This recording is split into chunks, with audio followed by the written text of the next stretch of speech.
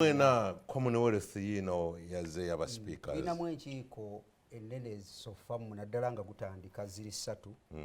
Commonwealth yino. Baba speaker lwawedde. Non-aligned movement. Tuina munnamu. Tuina mune G77 plus. Oh yes. Nze ku lwange 2024 gwe mwaka gwe mbadde njagala nga ngenda ku mulamu ogwennyini gw'otubuuzizza. Gwe mwaka gwe nsuubira twandyekubye mutima nga bannayuganda abakulembera ne bebakulembera okubeera nga tulina omutima ogwagala eggwanga lyaffe. Bino byonna tubadde tubyogera, president ayogera nnyo patriotism, nationalism, naye bikoma ku mumwa. Naye abakulembeze naddala n'abakulemberwa abamu eggwanga mu butuufu tebalyagala. 2024 twetaaga endowooza eyo ekyuke. Bwe kuba kulokoka mukulu Kisanja, okulokoka kuli mu State House gye kusinga ye center of bulokole. Twagala obulokole obwo busimbule buve mu State House buyingire ne mu bakozi ba gavumenti. So obulokole buno obwokwatula mbunze njatudde nalokoka mwaka bwe guti twagala obulokole obwo tubulabe mu bikolwa. 2024 ekyo nkibasaba. 2024 ngenda kuddamu ekibuuzo kyera natandise ddo kiddamu. Twetaaga obukulembeze obuli accountable eri abantu abakulemberwa. Kibi nnyo omuntu okutula mu ofiisi olw'okuba baakuwa obukulu, baakuwa omulimo, gwe n'olowooza nti gw'osembayo. Byenjagala byenkola. Byenjagala byenkola. Twabadde tuli mu kitundu kyange mu Kansanga, mwe muli programu ezikolebwa. Makindi erimu nnyo programu ezikolebwa naddala ku nkiiko zino ezigenda mu maaso. Aba KCC kirungi nabakubira amasimu nga waliwo embeera ebaddewo. Kubanga mu bintu ebyonooneddwa Makindi ewange waliwo omwana bamumenyedde ennyumba mwabadde ajja akasente nga miliyoni nga 2.5 ze bayonoonye, naye ng'ate bazoonoona mu nsonga etaliimu. Era olwamaze okwonoona ebibye operation neekomaawo wennyini ewuwe. Operation yatagetinze ye yekka kubanga bwe kiba nti badde bakola mwala nga gwe baggula olwamaze okumenya ewuwe ne tractor ne bazi withdrawinga n'okuggula omwala ne gukomaawo.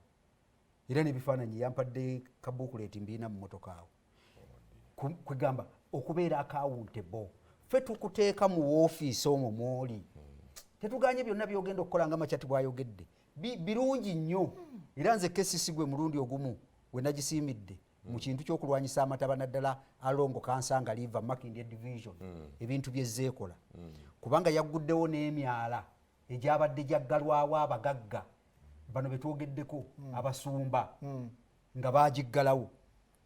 Wali ewaffe mu Kansanga Pastor Kiweweesa abadde alina omwala gwe yagga naye ku luno bazze KCC neegutema buto.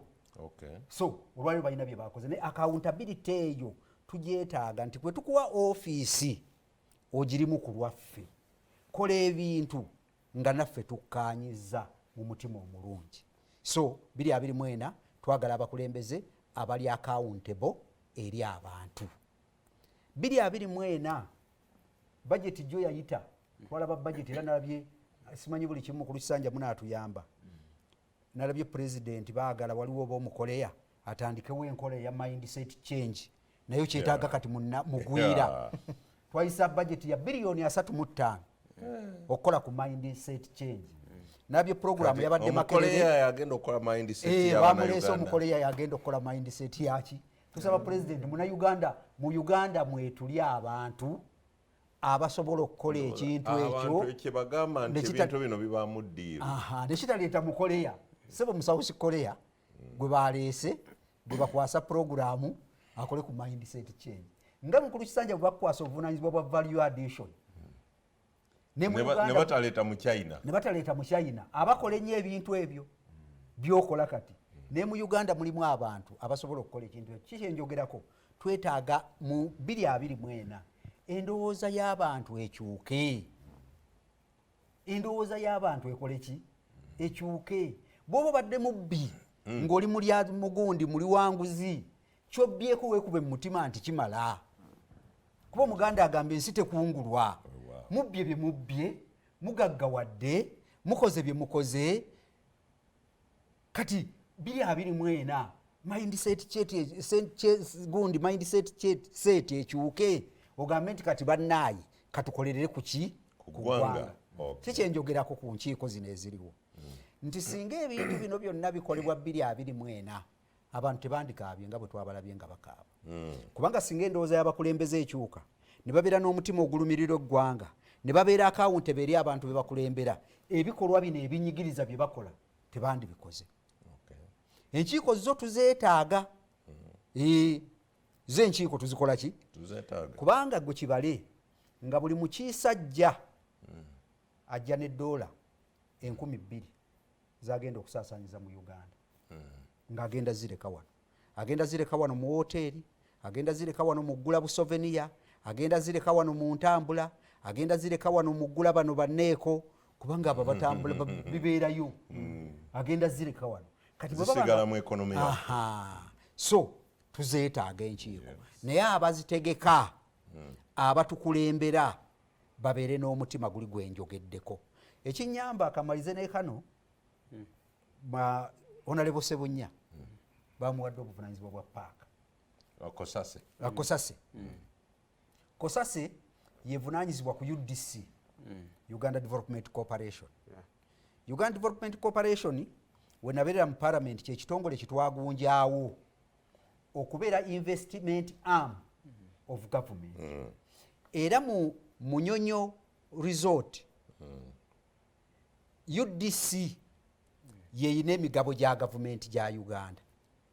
Speak Resort Munyonyo. Njagala mugoberera ebintu bibiri. Commonwealth Resort. Company ziri bbiri. Commonwealth gundi ndala ne Speak Resort Munyonyo ndala. Kati gavumenti einvestinga mu Speak Resort Munyonyo. Kati njagala mugoberera ebintu bibiri nga muyita mu UDC. One, lwaki minisitule oba gavumenti n'okutuusa olwaleero eremereddwa okulonda olukiiko oba abamemba abagenda okutuula ku boodi eddukanya Speak Resort Munyonyo ne baleka Sudiiru yekka nga nannyini migabo giri. Wait a minute. Mu shares government zeyina nga UDC eziyina ku behalf of the government. Tetuyinaayo tewali board ne board teriiwo. Kati emirimu gyonna giddukanyizibwa investor omu ate gavumenti bweteekamu ki ng'ate wandibaddewo olukiiko nga ne gavumenti eyinamu ababaka mu lukiiko olwo olwa board nga ne Sudiiru nga nnyini migabo giri emirala naye ayina baalonze abajjanga okutuula okulaba kampuni eyo bwekola ki bweddukanyizibwa. Kati nga vice chairman wa Kosase ekyo kisimbeko essira UDC ogiteeke ku nninga. Pazo okuwa ka information kukyo njagala genda wa Dr. Tanateesa ku nsonga katono nnyo ke mbadde mpa honorable ka information nti ensonga ezo zizze mu parliament emirundi mingi era byonna byoyogerako nga bwe biri nange information ngimanyi era ngiina tuzze tuwa recommendations mpitirivu nnyo n'obutawa ssente mu mbeera eyakwagama yeefaanana bwetyo nga bw'ogyogedde olwaleero Munyonyo Resort ezze ekola losses emyaka egy'emabega gyonna bino byenkubulira biri ku report ku floor ya parliament on record ku answered naye zonna nga bwe tubyogera recommend tuzikola. Remember parliament we recommend but there is someone who has to execute. That means nti ezo losses zekola ono gwagayo omuntu omu addukanya yaba reportingira nakoze loss. Era kyembadde okuddako kyemaliriza nakyo nti kyobaweesibako ekyokubiri ng'oggyeko board. Olwaleero olw'okuba omuntu omu yeyeereetera ba auditors kati olwaleero nga gwe vice chairman wa Kosase kyoba otandikirako kimu ku layini eyo otuyambe mulagire auditor general atukolere value for money audit ne forensic audit ku audit reports ezo ezive mu Munyonyo. Dr. Hilary tukyabetaaga nnyo bano 2024